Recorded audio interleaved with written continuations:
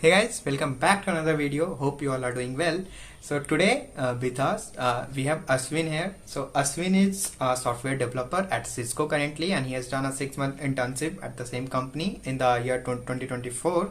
So today he is going to share how he has cracked this company and what were the processes involved. At the same time, what he did for his preparation to crack this company. And so let's go and see what Aswin has to say.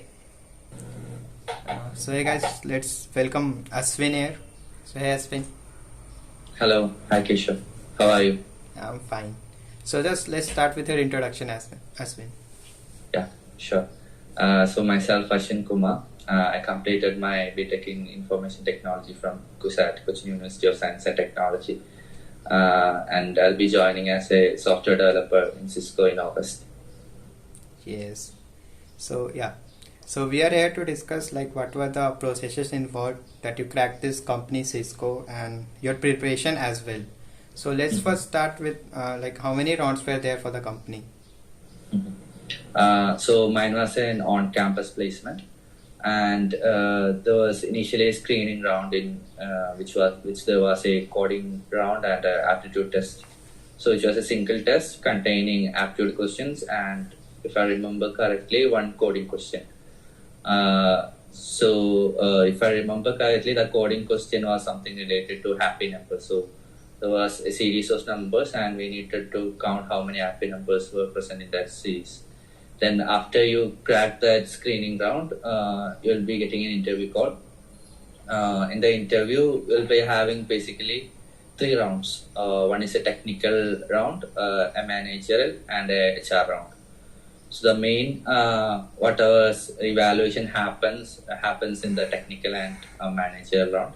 The HR round is basically to give you an overview of when you will be joining, how the package breakdown will be, and what all the benefits you are getting, etc., etc. Yes, understood. So like how do you rate the first round, the coding and the MCQ round, apti round? Okay, so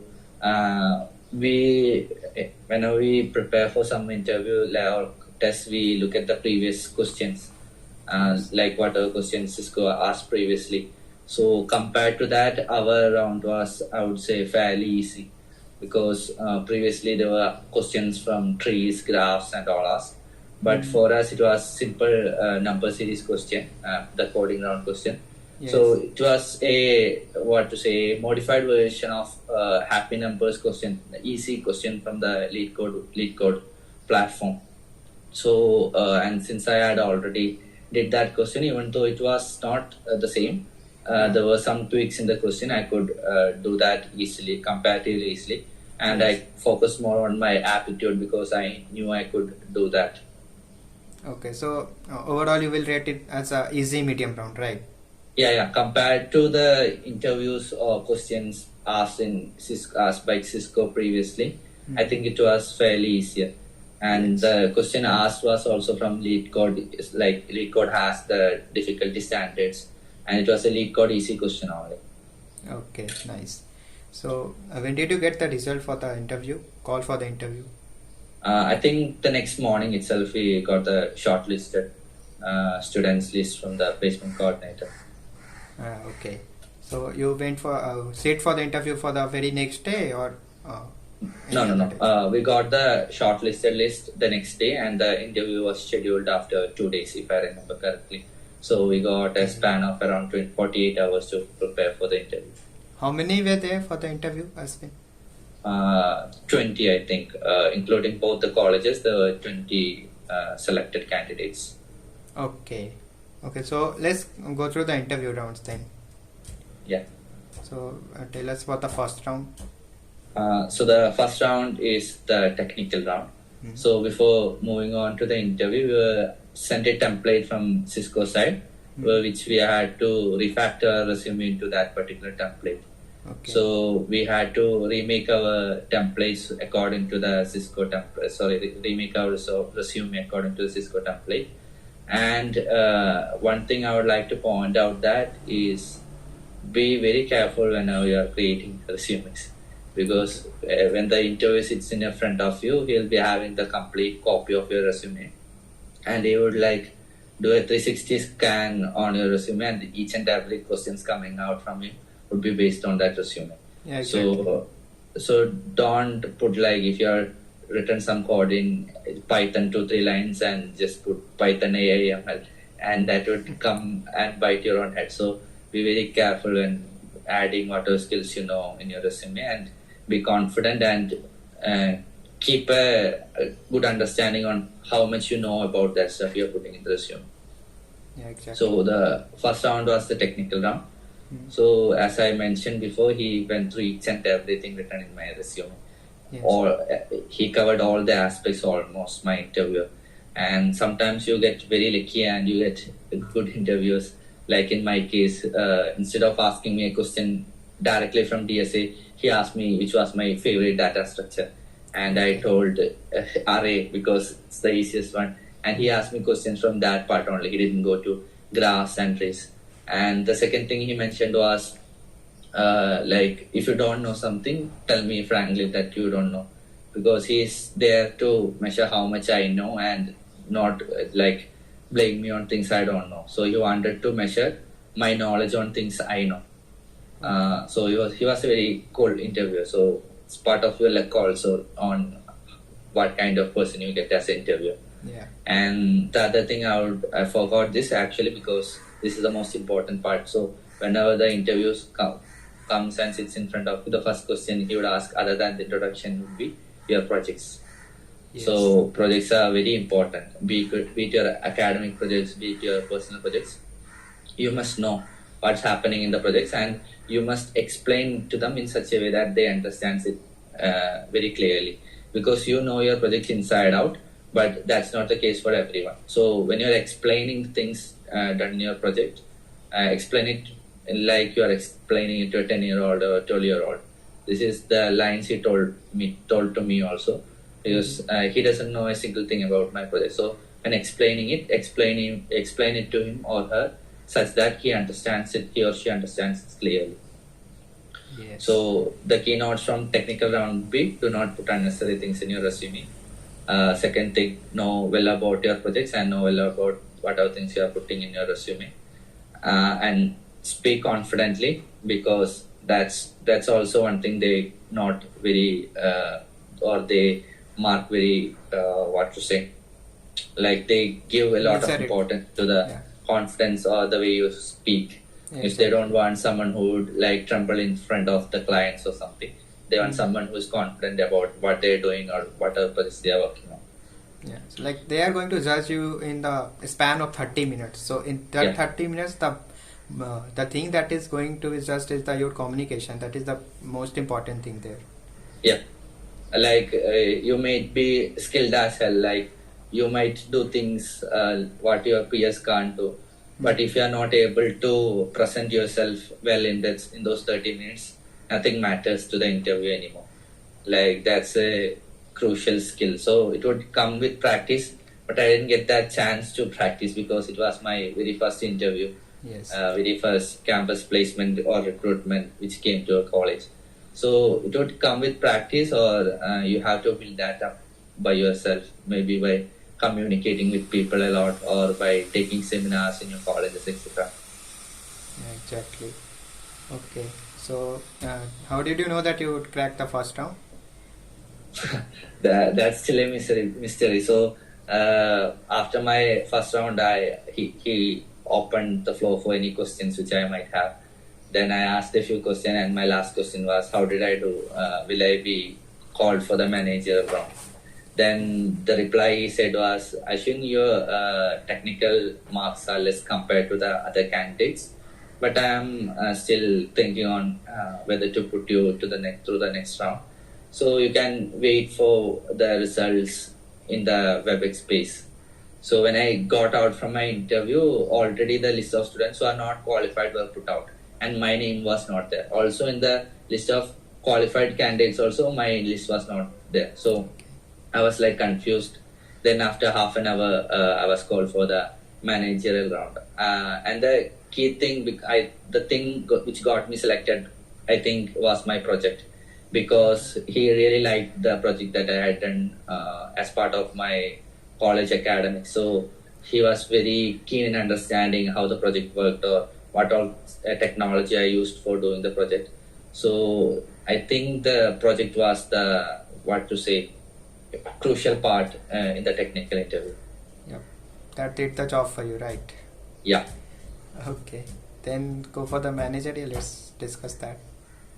Yeah, so the managerial rounds are somewhat different from the technical round. Even though they ask for the projects and all, the questions may not come from the projects only. Because as you, from what I know, two kinds of people can become a manager. A completely person's manager, like people manager, someone who has done MBA and does not have any technical skill, or someone who has the technical skill and because of his skills in managing people, he has been made a manager. So depending on who is taking your interview, the questions can vary. So the person who took my interview was completely a people's manager. So I did not get any technical questions from her side. All the questions were like testing my general attitude towards the company and all. So she asked me like, if you are encountered with a bug and no one is believing you that there exists a bug in the system, so how would you move forward? Would you report the bug again? Would you try to make real people realize how the bug is very crucial and it may affect the company, or would you just let it slide? So she asked me questions which would like evaluate my behavior, evaluate my attitude, and also pressure testing, like making me very stressed during the interview to see how I deal with that. Okay. Sort of things happened in my manager round. And the other questions they might ask is like, what are your long-term goals? What are your short-term goals? Or how do you stay disciplined when there is a lot of stress in your job? So keep answers ready for such questions Yes, yes. also. You should be prepared for such questions because they are going to ask it anyway. Yeah, yeah. Or you might get a technical manager and he might ask you do another technical interview for you. That depends on your luck. Yeah, yeah. It depends. Okay. Then you got the HR round, right? Yes. Okay.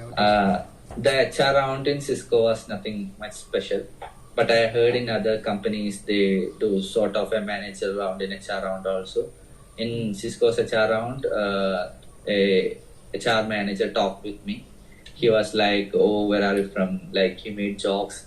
Then he broke down my package, like the whatever package I was getting, how much I will be getting as an allowance, how much would be the fixed salary, my joining bonus. So these all things were communicated, and whatever benefits I'll be getting working as a Cisco employee. So this was the HR round. And if I remember correctly, 5 people made it till HR round, but only 4 of us got the PPOs. Oh, okay. So like out of 24 of you were selected. Yeah. Okay, that's nice. So like you had done the 6-month internship till now, so you can also say Yes. something about that. Yeah, like when I joined Cisco, everyone is like, internship is your honeymoon period. You are getting paid for chilling in the campus. So that's like true for almost 60% of the people, because no one expects much from an intern. So it's basically like a honeymoon period only. But some managers are like, learn as much as you can during internship. It will be very helpful in your FTE. So mine, I would say, was sort of chill and sort of work related also, because the initial 1-2 months I was just trainings. That also, like, no one much cared whether I completed the trainings and all. But in the 3rd month and all, I felt very bored, and I went and asked them straightforward if you can allot me any work. I'm also feeling like a little bored. So from that point, like once I took the initiative, they were like, okay, since he's taking the initiative, we'll give him some work. And I got involved in some of the ongoing projects in my team. Okay. So it's up to you if you want to explore things, and there are options like even SDEs can take CCNA under Cisco for free. So basically, CCNA is mandatory for some of the interns. But if it's not mandatory for you also, you can also take those CCNA certifications. You can complete or take Coursera paid trainings and all. No one compels you to do that, but you can do that for your own self growth. So internship would be like a self exploration sort of period, where you can either chill or you can learn or you can work, whatever works for you. Nice one. So, so let's say if someone is preparing for this company right now, Yeah. so what would you suggest them? Yeah, like preparation is up to us, but there are a lot of other factors also, lot of other variables also, which might affect the overall outcome. So all we can do is be ready for it, like, right? So if you ask me, I only did like around 50 lead code easy medium questions as part of my preparations, and luckily the question which came for us was something I practiced like day before the test. So I was like very lucky in that matter. The other thing would be to focus on the fundamentals. Like Cisco is basically a networking company, so you can expect a lot of networking questions from aptitude as well as the interviews. So practice on those lines. Then the DABMS, COA, OS, as I told, networking. All these core subjects are also like very important. Yes. So cover those parts also, and general aptitude questions. So the thing about preparation is like we have to keep it consistently. So in my case, like we went for a Onam break before the Cisco interview, and my whole thing, like my regime was all cut off. Then I had to start again from scratch, and sometimes you forget things. So Yes, keeping yes. it consistently is key, I think. Rather than going for late code hard question, I think you should focus more of easy medium questions if you are preparing for SDE role. And if you are looking for a consultant role, you should prepare more on the networking side.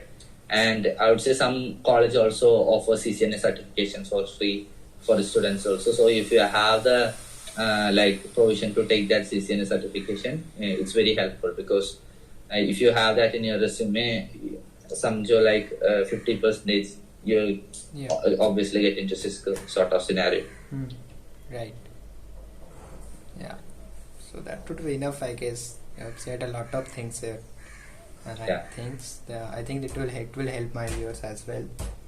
So thank you, Aswin. Thank you for coming. Yeah, thank you, Keshav, Yeah, for thank you giving so this much. opportunity. Yep. All the best.